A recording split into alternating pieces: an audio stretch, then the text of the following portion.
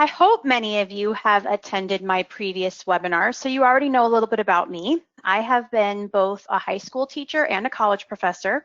I teach education psychology classes for Arizona State University, and I work full-time for Tutor.com. I love talking about student success, and this topic is really important because if you don't have a goal for yourself, it's really hard to persist.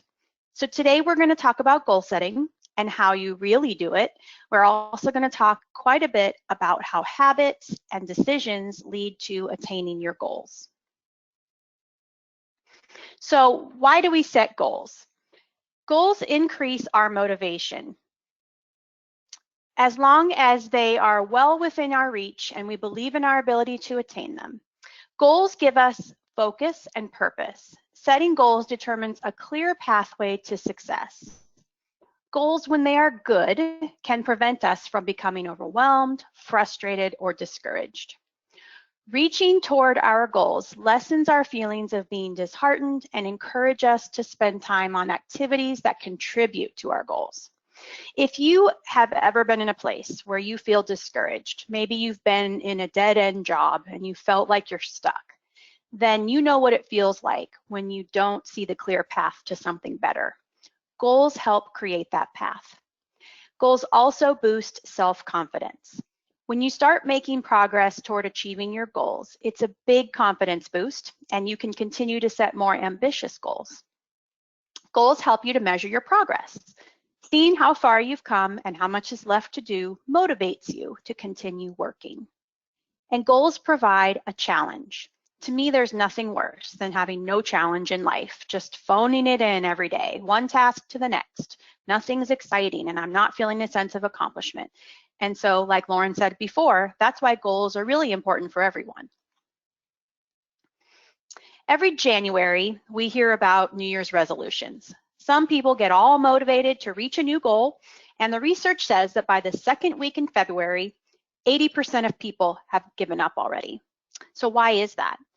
It's because New Year's resolutions are generally not specific enough, and they are often too grand. Remember that if you can't see your progress towards your goal, then it becomes discouraging and overwhelming. One best practice for setting goals is to know your priorities, what really matters to you. Also make sure that you've clearly identified why you want this goal. Is it really what you want? And do you know exactly why you feel it's so important? Accept that big goals like getting a degree, for example, or working hard to achieve a promotion require sacrifices. And if you don't accept that up front, then you'll easily give up when the going gets tough. Know exactly what is required to achieve your goal. I can't tell you how many doctoral students I have worked with over the years who thought that getting a doctorate would take about 2.5 to 3 years. It doesn't take 2.5 to 3 years. And they are so surprised and disheartened when they realize how hard it is and how much self-discipline it takes. If you're going to commit to something, know exactly how much time it's going to take. Know what it's going to cost. Know what you're requiring from yourself and from your family. Which leads me to the next one, gather your support team. Get your family and friends on board and let them know you will need them. You're going to need them to cheer you on. And write your goals down. If your goals are just in your head, then you're more likely to manipulate them as you go. Writing them down makes them concrete.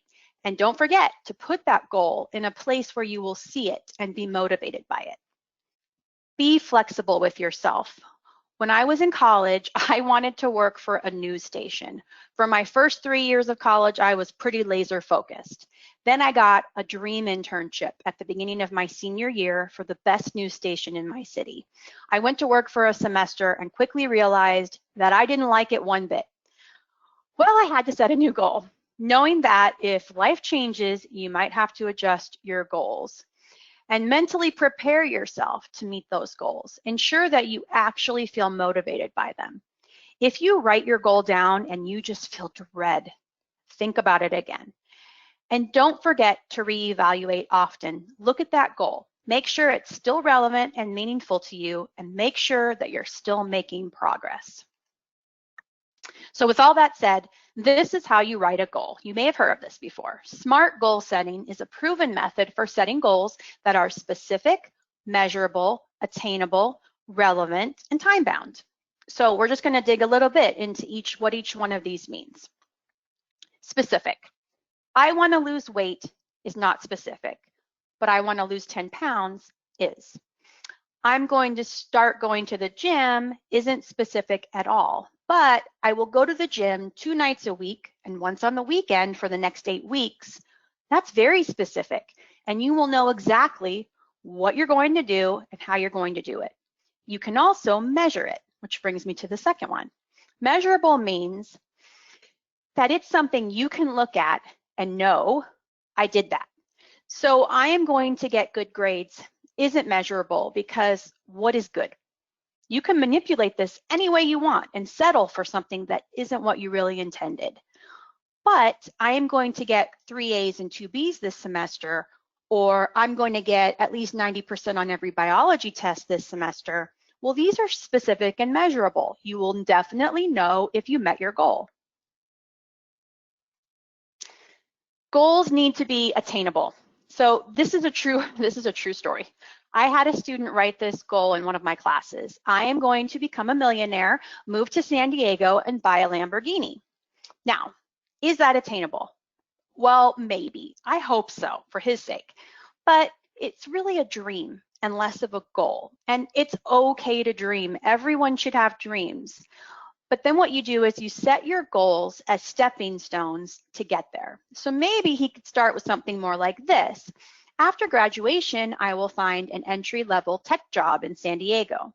So he's still moving. He's getting his first job. It's not going to be easy. San Diego is expensive, and getting a first job in tech can be challenging, but it's attainable. He's working towards that ultimate dream of being a millionaire and having a Lamborghini.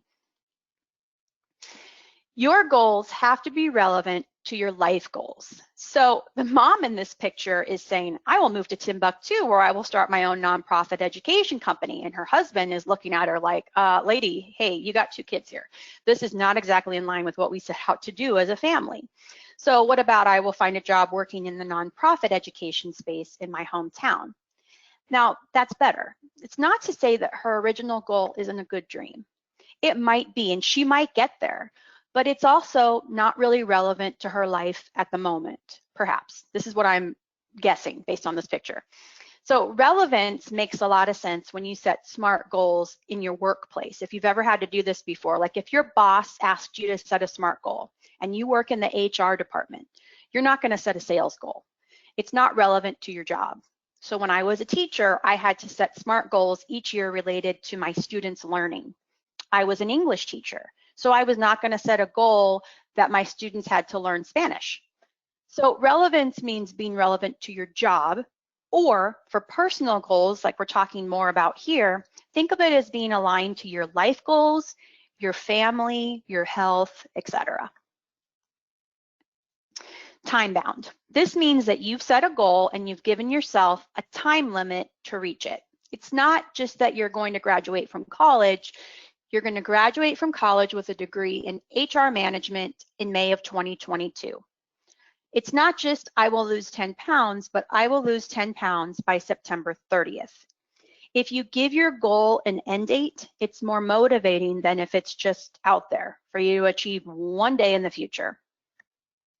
So if you have a big goal, like the college one, that's really what we're talking about here, and you know it's going to take you, say, 4 years to get there, consider little checkpoints along the way. So an example is when I started a degree program, I would print out the list of courses that I needed to take. And I put dates next to each course. And I posted that up on the board right next to my desk. And each time I finished a class, I would cross off the course that I just finished. It was a visual reminder that I was getting closer. Each class was a checkpoint toward that big goal I had for myself to finish my degree. My son is in college, and we've done the same thing. We took a huge list of gen ed classes that he had to take. We color-coded each one by semester. Together, he and I go through and we mark off the courses as he completes them. And it is as motivating to him, being much younger than me, as it was to me. He's only going to be a sophomore this year, but he just recently said, wow, Mom, look at how much I've already done. So it's motivating him to see that progress. So here are some good examples of full-on, fully written SMART goals, written to be specific, measurable, attainable, relevant, and time-bound. I will take 2 classes a semester, pass all of the general CLEP exams, and use my military experience credits to earn my associate degree in liberal arts by next December. It's a mouthful, but it has all the things we just talked about. This person knows exactly what they're going to do, and they're going to probably do it because it's so specific and measurable. Or this one, I will follow my training and nutrition plan for the next 3 months so I can complete the hot chocolate half marathon on November 30th in less than 3 hours. That's a pretty good SMART goal. I will study 2 hours a day for the next month to prepare for the SAT exam that I am scheduled to take on April 10th. These are varying levels of SMART goals. I mean, some of them are bigger and some of them are smaller, but it just gives you an idea of what we're talking about. So when you leave this webinar, you're all going to go write down your SMART goals. I know it. So then what? Well, you're going to set yourself up for success. So I loved to hike when I used to live in Arizona. And in the winter, this was the best activity. But as soon as March came around, the rattlesnakes would hit the trails, and I'm deathly afraid of rattlesnakes. So I needed to do something else. So one year I decided I'm going to be a runner. So I found this running plan on Pinterest, and it would take me 8 weeks to work up to a 30-minute run. It required these walk-run intervals. So I got myself a timer app, the one on the right, that I could set for my intervals, and it beeped to let me know each time I needed to switch from walking to running. I set myself up with this plan, this goal, and then I got the tools to be successful. There is an app for tracking your goals. In fact, there are lots of them, but here are just 2 that I found really helpful: Strides and something called Habitable. Both allow you to set goals, big or small, and track your success. These are great for all kinds of goals, and I encourage you to try these or see if you can find something else that might work for you. So this leads us into changing our habits. Goal setting usually requires some change in our behavior. So we need to get rid of bad habits and perhaps replace them with something better. It's easier to replace a habit than to get rid of it completely. So figure out what habit you want to replace. Figure out what triggers get you into that habit. Do you get bored? Do you get hungry? Are you tired or are you depressed? Then figure out what reward drives that behavior. So let me give you an example. If you get hungry every day at 3 and you reach for a chocolate bar, then replace the behavior with another one that delivers the same reward. So let's say you go get that chocolate bar in the break room at your office. And every time you go into that break room at 3 o'clock, you run into a colleague or 2 and you really enjoy talking to them. The reward might actually be the break time and meeting up with your friends and having a social experience. So just replace the chocolate with something healthy and still meet your friends. Or plan to go for a walk every day at 3 with those same friends rather than grabbing the chocolate. Or walk to the coffee shop down the street and grab a cup of coffee with those friends rather than eating the sugary snack. So see, you figure out what the reward really is and how it makes you feel. It's all about how you feel. And then replace it with something else rewarding that will make you feel equally as good. And remember to give yourself 66 days to get into a new habit. On average, that is how long it takes. So creating new habits is all about starting simple and small. You don't want to try to change everything about your day all at once. Start with one small habit that you want to replace and then go easy on yourself when you slip up. Always take note of why you missed the habit. That may be a trigger, and your triggers have to be identified in order to address the reason why you have a bad habit. For example, if you feel the need to drink every time you talk to your parents on the phone, well, then you know that the conversation with your parents is your trigger. Hopefully that isn't true of anybody. Plan accordingly. Don't always rely on your willpower because we all have weak moments.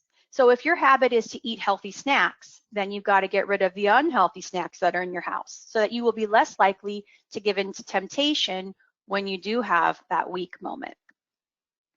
If your new habit is to replace studying with your usual video game time, you might need to move the video game console out of the room during the week, but also think about how you can set a cue for that new habit. So I'm going to give you another example. Rather than saying to yourself, I would like to replace my video game time with study time, think about a cue that you can set up for yourself like this. Every night when I finish cleaning up my dinner, I will start my dishwasher, I will make myself a cup of tea, and then I will walk into my spare bedroom and begin studying. Starting the dishwasher and making the cup of tea are your cues. I think of them as like your transitions. They are transitioning you into your new habit, which is now going to be studying. Make these new cues too. These should be new, because if you always started the dishwasher and grabbed a cup of tea, but you then went to play video games, well, then that cue is the wrong cue. So you need to do something different. Change your behavior. So we talked about goals and we talked about habits. Now let's talk about decisions. It's all connected because decisions lead to your goal attainment and decisions help you make new habits. It's nearly impossible to reach your goals if you don't have good decision-making capabilities. First of all, cut down on needless decision-making by jotting down your top priorities for the day and ensuring that you tackle those first. This way, your most important decisions get done when your energy and your willpower is at its highest. In order to make as many decisions as you can at the beginning of the day, you can do little things like try packing your lunch or throwing your dinner in the crock pot or laying out the clothes that you need to put on for your kids' soccer practice later. All those little things that add up throughout the day, they seem little, but they stress you out. And so if you get them done early, then when the end of the day comes around and you're getting a little tired and you're getting a little stressed and it's too much, you don't have to think. Limit decisions as much as you can. So there's this phenomenon called ego depletion. And it means that there's a limit to how many decisions you can make effectively over the course of a day. As you make more and more choices, your brain starts to look for shortcuts, which can result in impulsive decision making on the one hand, or just the failure to make decisions on the other. You probably know right where you fall. So procrastination would be like, I'll tackle this later, which is what we do a lot when it comes to school. Impulsivity is, I don't know what to do, I'll just do this. Avoidance is, I can't deal with this right now. And indecision is, I just can't make up my mind. So relying on good habits and routines is one way to conserve your willpower and limit your decisions. Spending the least possible effort making choices about things that aren't priorities is another. And when you do have a big decision to make, be sure you make it when you're well-fed and rested. So if you're a student and you're working, maybe you're raising children, maybe you're taking care of a parent, who knows, you're probably doing a lot of things. And you know that you have a lot of choices to make over the span of your day, like when to study, when to finish that report for your boss, what to write your paper about, when to go to the gym, what to eat for dinner, when to grocery shop, when to hang out with your friend who keeps texting you. Make the little decisions easier on yourself by maintaining routines. Maintain routines so the constant decision making is done ahead of time. It is so much easier to stay on course when all you have to do is look at a list or look at your calendar and complete what is right there already decided for you. Like I told you before about the dishwasher and the tea and the studying, see, you took the decision out of that equation. The decision was made already. You study after dinner and it becomes your routine. Even if you don't have an assignment to work on and you're all caught up in all your classes, right? That feels amazing. Still stick to that routine and check your email or make sure you don't have any messages from an instructor. Check your grades. Still go and do that same study time, but you don't have to study. Just make sure it's part of your routine and then reward yourself with a video game because guess what? You're on track. This also means having strict and clear rules about these kinds of things on the screen, like when you're going to go to sleep, specific days you're going to hit the gym, going grocery shopping, meal planning, like meal plan once a week. Pack your gym bag and leave it in your car if you can still go to the gym. One thing I started way back before everybody was doing this was grocery delivery. When I was a student, I meal planned and ordered groceries on Sundays. It was a huge time saver for me. I know of people who run into the grocery store every few days. Try not to do that if you can avoid it, because it's just another thing you have to make a decision about. Here you may see overlap if you've been in my other webinars, my time management and study skills webinars. You may have heard me talk about routines because I've talked about it all the time in all of them. This is the best way to set yourself up for success. Get into a routine, set a schedule for yourself, take decisions out of the equation if you can, and just make the decision once. Set your study schedule and map out exactly what you're going to do each day of the week at the beginning of the week. You're more likely to complete something that is difficult or not very enticing when there are no unknowns and no decisions to be made. So one other tip that I always tell people, and people usually say, oh, that's cool, I'm going to do that. I don't know if anybody does, but I sure do, is when you're thinking about setting goals, don't underestimate the power of music to motivate and inspire you. So when I was writing my dissertation, I had a theme song. It's kind of embarrassing, but it was Roar by Katy Perry. I blasted that song to get me motivated all the time. So music is a powerful tool. I encourage you to find your theme song and listen to it. So how do you actually achieve these goals that you wrote for yourself? Well, first, you believe in yourself. Then you accept responsibility for your goals and know that you have the power to achieve them, and only you. When you get off track, you get right back on. You skip the excuses because excuses don't help. And just identify what the problem was and move forward. If you had a problem, you got off track, what was it, why? Keep going. Think positive thoughts and envision yourself at the finish line. Do you know how many times I played pomp and circumstance in my head and imagined how I would look in that cap and gown? Do it. See yourself there. Think about what that degree or that certificate or that test score is going to do for you in your life. Don't get too caught up in the journey, the stress, or the sacrifice without thinking about that finish line. So let's go back and tie all of this together. Setting goals means you start smart, get some apps to help you get on track with your goals and set you up for success, change your bad habits and start new ones that help you get to your goal. Limit your decisions throughout your day so you have the energy to focus on what is important, and that's your family, your work, your school, and your health. Find your theme song that motivates you to reach your goal, and always envision your success. Picture yourself in that cap and gown or sitting in that corner office. So moving forward, next week, I'm going to change tracks just a little bit. I'm going to talk to parents about being prepared for what school looks like this fall. I'll talk about time management strategies for those who are getting kids out the door to in-person school, and what to do and what to expect from your kids if they are doing remote learning.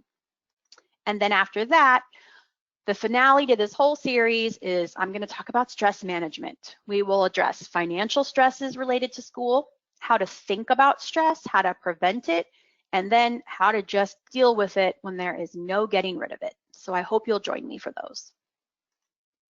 And now back to Lauren. Thanks, Amy. And it looks like we've had a couple questions come in, and we do have a few minutes, so we'll see if we can get through a couple. But if you do have questions, feel free to put them into the question box, and we'll try to get through a couple. A couple other notes here. The session is recorded, and we are going to be putting out a recording and the slides tomorrow as a follow-up email. So give us a day to get it together, and then it will come out to you via email. Additionally, you can find a lot of this content, like our future sessions, our recordings, on some of our social media channels. So you can follow us on Facebook, and we post whenever we're hosting these kinds of events, and you can sign up for the next couple sessions. Additionally, I should have put our YouTube channel on here, but we're Tutor.com there as well, and we have all of these videos posted on our YouTube channel as well. So you have a lot of ways you can get a hold of this content in addition to what we'll be sending out tomorrow. So next up, let's see what we have for questions. Amy, One question here, what if having an end date, a time-bound goal, Mhm. demotivates you? How would you tackle that kind of situation? If it demotivates you, I wouldn't do it. I mean, it's one thing when you have to do it for your work, because like I said, I've had to set SMART goals for different jobs before, so you have to follow the formula.